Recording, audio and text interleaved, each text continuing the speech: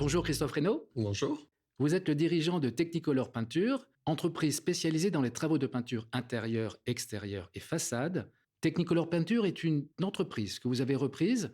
Et avec nous, justement, nous avons le cédant de cette entreprise. Bonjour Gilles Blin. Bonjour. Pourquoi avoir fait le choix de faire appel au service de la Chambre de commerce pour cette opération? C'était dans une démarche que je pensais naturelle, d'abord de chercher divers organismes qui pouvaient m'aider dans cette démarche. Et puis finalement, c'est la rencontre avec les gens de la CCI qui ont fait que ça aboutit à travers eux. C'est une entreprise que vous avez vous-même créée? Alors si on reprend l'historique, je suis devenu co-gérant minoritaire de l'entreprise en 92. J'ai racheté toutes les parts de l'entreprise en 2001. Pour la petite histoire, ça fait plus de 100 ans qu'il y a une entreprise de peinture dans ces locaux. C'est une belle histoire. C'est une belle histoire. Et c'est une histoire aujourd'hui qui se perpétue grâce à Christophe. Comment s'est passée votre rencontre? C'était un choix de reprendre une entreprise spécialisée dans la peinture ou non? Pas au départ. En fait, je voulais reprendre une entreprise. Après plus de 30 ans sur la région parisienne, je souhaitais rejoindre ma région d'origine.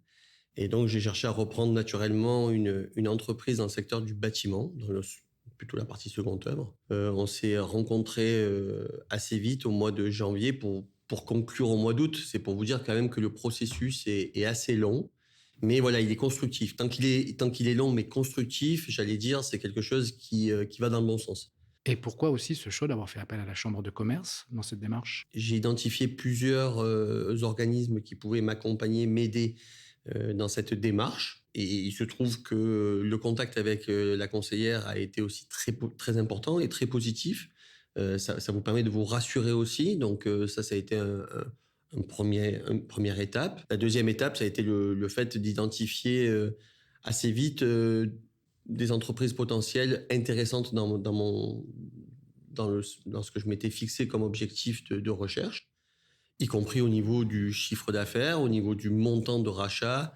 Donc tout ça, ça vous permet aussi de cadrer assez vite quels sont les projets qui peuvent avoir un intérêt certain à terme. C'est un peu comme ça aussi que vous vous orientez vers la Chambre de commerce et d'industrie. Et voilà, et vous avez un suivi qui est assez régulier, qui est important et qui soutient, parce qu'on a toujours, quand vous êtes dans cette démarche, vous êtes toujours dans des moments d'incertitude et c'est important d'avoir des gens qui vous soutiennent. Et je trouve que la conseillère, elle a été très bien pour ça. Vous nous avez dit que c'était une histoire qui s'était construite, mais c'est aussi une histoire d'homme. Sûrement. Après, Christophe est très différent de ce que j'étais.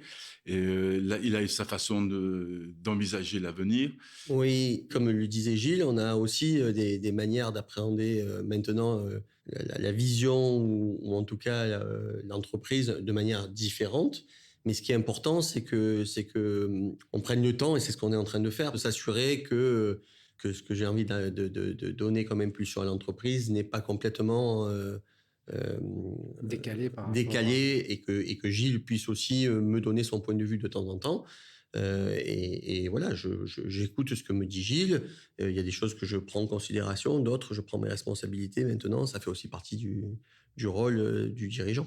Donc vous êtes satisfaits tous les deux des services de la Chambre de commerce? Oui. En ce qui me concerne, non seulement je suis satisfait, mais je compte poursuivre aussi avec la même conseillère pour peut-être reprendre d'autres entreprises dans le même secteur, ou en tout cas sur des activités qui sont très proches de ce qu'on fait aujourd'hui.